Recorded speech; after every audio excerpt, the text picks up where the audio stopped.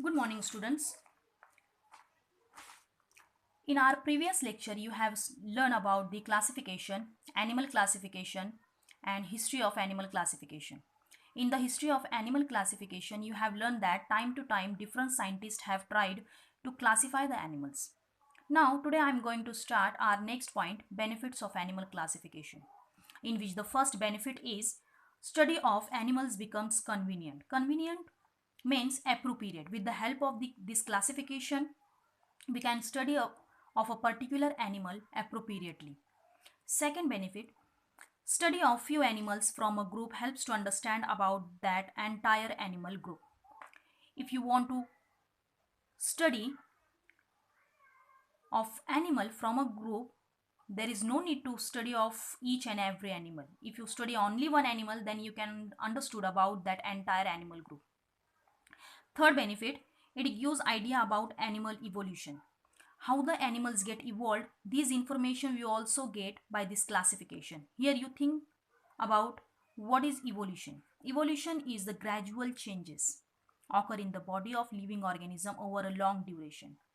This is very slow going process and through which the development of the organism is achieved. For example, by the simple organism, formation of the complex organism, and by this complex organism, formation of the higher organism. This whole journey is known as the evolution.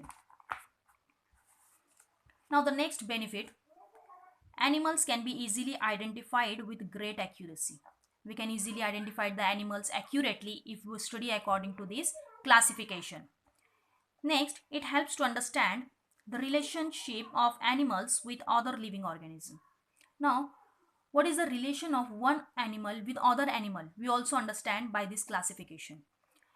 6 number, it helps to understand the habitat of each animal and its exact role in the nature. We also get the information about the habitat of each animal and what is the role of that animal in the nature.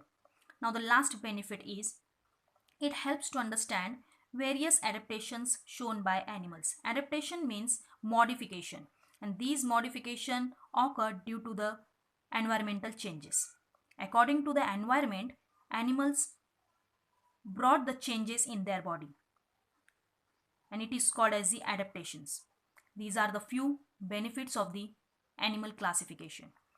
Now the next one point is traditional method of animal classification.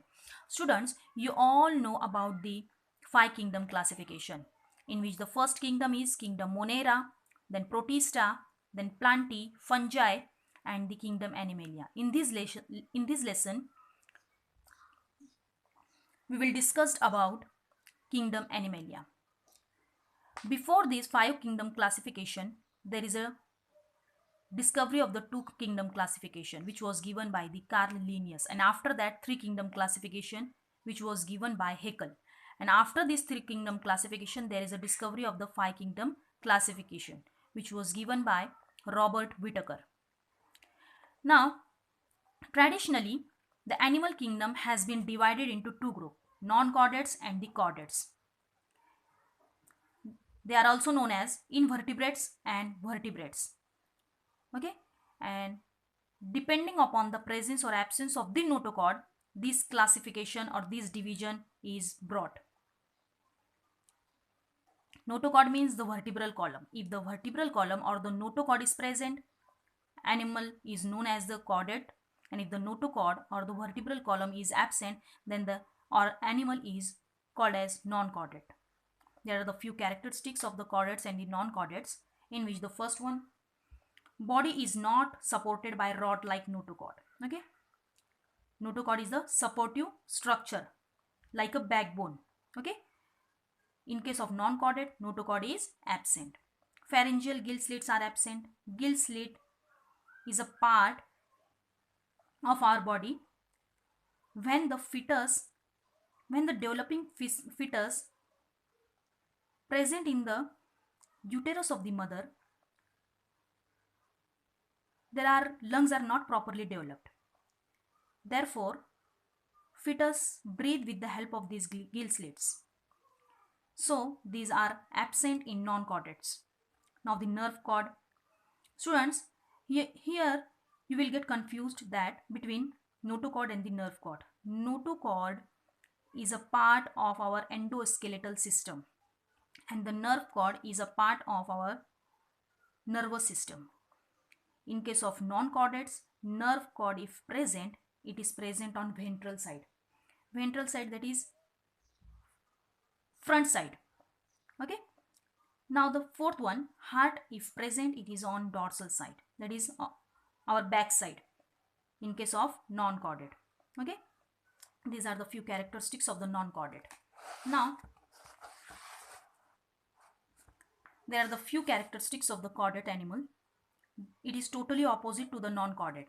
Body is supported by the notochord, that means notochord is present. Pharyngeal gill slits or lungs are present for respiration. Nerve cord is present on dorsal side of body, it is hollow. Okay, that means in case of non-chordate, nerve cord present on ventral, but in chordate it is present on dorsal side. Heart is present on ventral, but in non-chordate it is present on dorsal side. Okay, these are the few characteristics of the chordates and the non-chordates. Now the next one point is classification of the kingdom Animalia. Kingdom Animalia is divided into the two subkingdoms, non-chordates and the chordates. Now non-chordate further divided into the 10 phylums: Protozoa, Porifera, Cnidaria, Platyhelminths, Aschelminths, Annelida, Arthropoda, Mollusca, Echinodermata, Hemichordata. And the chordate divide into only one phylum, that is Chordata. Further, this Chordata is divided into the subphylums Urochordata, Cephalochordata, Vertebrata. Now, Urochordata and Cephalochordata is not divided. Only Vertebrata is divided into 6 classes: Cyclostomata, Pisces, Amphibia, Reptilia, Aves, Mammalia. Students, it is very difficult to remember these phylums in a proper sequence. But don't worry, I will give you a sentence to remember all the 10 phylums into a sequence.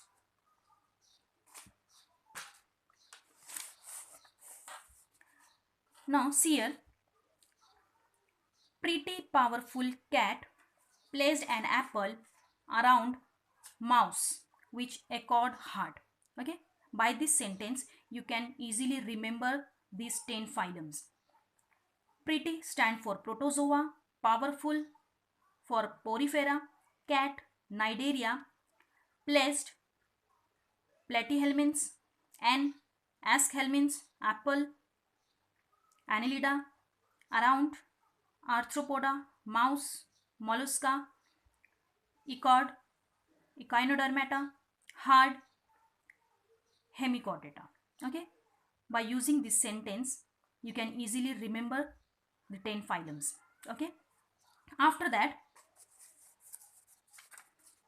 phylum Chordata is divided into 3 subphylums: Urochordata, Cephalochordata, and Vertebrata. You can remember these 3 subphylums by using this sentence: U clap vertical. U stand for Urochordata, clap stand for Cephalochordata, and vertical stand for Vertebrata. Okay. Now again this Vertebrata is divided into the 6 classes. Okay. You can easily remember these 6 classes by using this sentence: Cinderella is princess and remaining are maids. Cinderella stand for Cyclostomata, princess stand for Pisces and stand for Amphibia, remaining for Reptilia, are for Aves, and maid for Mammalia. Now it is enough for today. Students, you have to write down in your notebook the characteristics of the non-chordates and chordates, benefits of the animal classification, and also draw the flowchart of the kingdom Animalia. Now in our next lecture we will discuss about our next point, that is criteria for new system of classification. Okay, thank you.